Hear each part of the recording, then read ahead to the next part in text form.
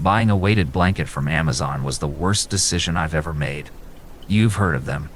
They started as a tool to help calm autistic people and people with anxiety and insomnia. Over the past few years, they've grown into a popular household item, and with good reason. They're comforting. We'd pay just about anything for some comfort. Do you ever notice how that's most of what we spend our money on now, us single guys? Why do we constantly crave to be comforted? My life wasn't particularly uncomfortable. Not then. I had finally gotten back track with reality after the disappearance of my wife and kids 2 years ago. I'd sold our little house in the suburbs, gotten a cheap apartment close to my job, attended all the therapy appointments the police and caseworkers recommended, and gone back to work. I still couldn't sleep for more than an hour or two a night, even with the medications they gave me, but that was okay. The worst of it was over. Shock and grief can only last so long. I got one anyway, ordered the thing off Amazon. In queen size, like all my bedding, even though my queen no longer slept in it. It arrived ridiculously late. I'm a Prime member, and I selected the free 2-day shipping. But it at least had gotten there, so I didn't send a complaint, despite the state it was in after its long journey, not in the familiar smiley cardboard box, but in a shapeless lump haphazardly placed halfway on my front doorstep, halfway in the parking lot. It had been clumsily wrapped in brown paper and tied with a string, and possibly kicked the whole way here, from the look of it. "It's like a quaint rustic thing," I announced, to nobody in particular, as I dragged it into my apartment. "A present from Grandma, back home, on the ranch." But even talking to myself couldn't convince me. It looked like a bomb, delivered straight off the set of an action movie. The package was beaten up, stained, and the rough jute string was frayed and nearly falling apart. It looked singed in several places, too. It took me 2 hours, 3 gin and tonics, and a hearty microwave dinner to work up enough courage, or suicidal depression, to actually open the thing. The blanket was bundled into a poorly folded cube, held together by another length of the same string that had bound the paper. I wasn't impressed with its packaging, but the blanket itself looked all right. Plush, quilted blue microfiber with thick seams, and felt like it was the right weight. It smelled normal. You know that clean but vaguely chemical-ish odor new blankets have? I checked the tag, wondering if I ought to clean it, but the ink was smeared and blurry. It seemed risky to throw it in the washing machine without knowing the correct settings to use, so I just threw it over my duvet and went about my business. At around midnight, I decided to give it a try. I had nothing left to lose. I spent hundreds of dollars on my bed over the past few months.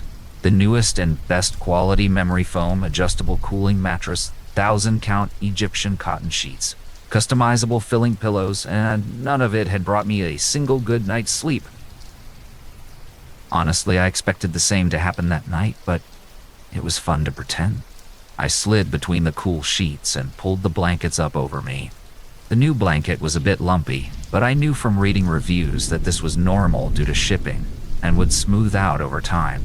The weight was immediately noticeable, and to my surprise, I felt comforted. When I closed my eyes, I imagined my youngest two had crawled into bed with us and were laying on top of me, suppressing giggles as they tried not to wake me up. An artfully folded section of the blanket at my back became the familiar bulk of my wife beside me, and when I opened my eyes again, it was 10 in the morning and I was late for work. I've never been so thrilled to receive a write-up.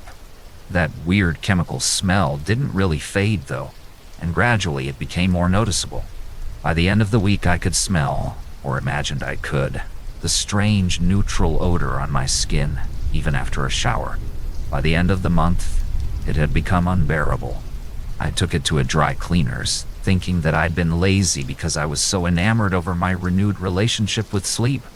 I was ready for the elderly Korean woman behind the counter to judge me over the stink. I had my excuses rehearsed. Work was crazy. I had had it in my car and forgotten, and I'd had Indian food for lunch and forgotten the leftovers in my car over the weekend, which had amplified the smell. But I didn't have a chance to recite this story. She only waved a handheld metal detector over my blanket and said, "Filling wrong, can't clean. Try spray with Febreze. You can get on Amazon." I couldn't imagine what about the filling could be wrong, and I told her so. Sure, it was still a bit clumpy from shipping, but Amazon had listed the filler as polypropylene, and all the reviews recommended dry cleaning. Metal, she explained, then shooed me out the door with 20 pounds of smelly quilt in my arms. Another month of beautiful, comfortable sleep went by before I couldn't live with the smell anymore. People had begun to comment on it at work. Megan, my manager, had tactfully suggested I check my laundry machine to see if maybe a rat had gotten in there and died or something. That was my last straw. I came home determined to get rid of the blanket and buy a new one. But you know what happens when you lose your entire world with no answers. You start to cling to things. You hoard them, because you can't lose the comfort they bring you. I tried 6 dry cleaners before I found one who spoke enough English, through a heavy Boston accent. But you can't have everything. To explain it to me, sometimes they fill these with glass beads, he said. The factories that make the beads, they lose a screw or some metal filings in the batch. And it all goes into the blanket. Machines and factories, you get me? Yeah. So what you can do is cut the seam a little and dump the balls into it. I told him I didn't know how to sew. You can get a funnel off Amazon for a few bucks, he said, and shrugged at me in a particularly apathetic sort of way before turning back to a pile of stained panties. I did exactly that. They took a week to ship it, which was annoying. But it was a bank holiday that Monday, so the delay made sense. Armed with my funnel and a bucket, I pulled the edge of the blanket over the bed and cut a tiny hole into the seam near the corner. I expected the beads to come pouring out in a clattery flood as soon as I dropped the corner into the bucket. Instead, there was a single loud thump as a lump of something metallic hit the plastic. I peered into it and saw a gold circle. A wedding ring with a fingerprint carved into it, and an inscription on the inside that I couldn't see because a chunk of meat and bone were still inside it. But I knew what it said. It said, "To love's eternal glory." It was my fingerprint on the band. My mind went blank and I lost control of my legs, forcing me to sit heavily on the edge of my bed. The motion tugged the blanket over another few inches, and more of the filling came out. This wasn't a flood, it was more of a heave, like the blanket was vomiting up pieces of crumbling, dry flesh and bone, like a cyst being squeezed. Thick clumps of horribly recognizable stuff squirted out into the bucket. My oldest son's teeth clattered loudly against the sides, and I saw flashes of silvery fillings from the cavities caused by gum disease he'd inherited from his mom.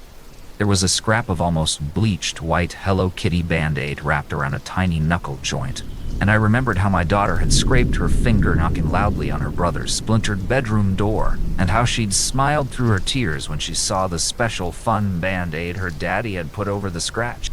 I'd been sleeping for 2 months beneath the heavy weight of 1,000 mummified pieces of my wife and children's bodies. The cops couldn't trace the package, even though they tried. The security cameras in my apartment complex showed an unmarked brown van with no license plate, which dumped the package directly from the window onto my front step. There was nothing to track. Amazon's lawyers provided evidence proving they'd packed and shipped the correct, boxed and labeled, blanket tie-dot. Let me be fair to them. I must say that they offered me a prompt refund. In-store credit. But I won't be buying anything off Amazon ever again. I've gotten rid of my Echo. That was the first thing I threw out, along with all my new bedding, and I canceled my Prime membership. Just for good measure, I threw out my smartphone and smartwatch as well. Amazon and smart technology are convenient, and that's great. But it's not worth the risk if things like this can happen. It's the only possible explanation, after all. How else could they have found the bodies?